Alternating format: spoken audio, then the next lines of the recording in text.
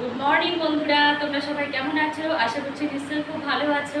তো এখন বাজে 10টার মতো বাজে। তো দেবাংশুর তো আজকে পরীক্ষা নেই, ওদের যেহেতু পরীক্ষা শুরু হয়ে গেছে, তো দেবাংশু আজকে বাড়িতেই আছে।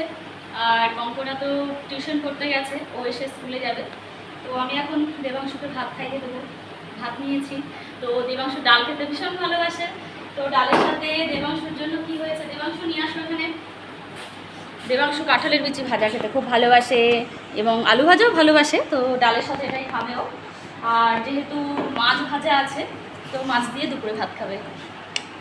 কালকের ভিডিওতে তোমাদের দেখাতেই ভুলে গেছি, বিশাল বড় সাইজের একটা মাগুর মাছ দেশি, তো ওটা ছিল।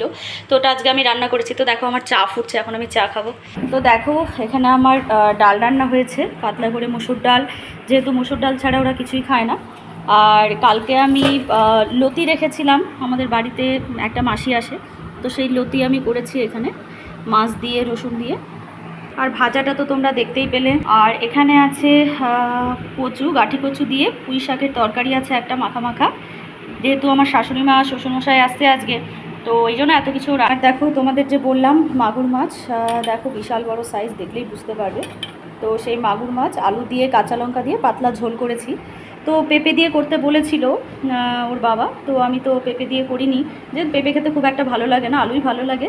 আর এখানে দেখো দেবাংশু কঙ্কনার জন্য 2 পিস ভাজা আছে, ওরা যেহেতু ঝোলের মাছ খায় না, তো ভাজাই খাবে। তো চলো আমি এখন চা খাই বসে বসে। তো আজকে এখানে, ও সরি, আরেকটা ভিডিও দেখাতে ভুলে গেছি, আরেকটা রান্না করেছি আমি। দেখো এখানে ডিমের ঝোল আছে আমার। তো আজকে বন্ধুরা এখানেই শেষ করছি চা খেতে খেতে। তো টাটা, বাই বাই।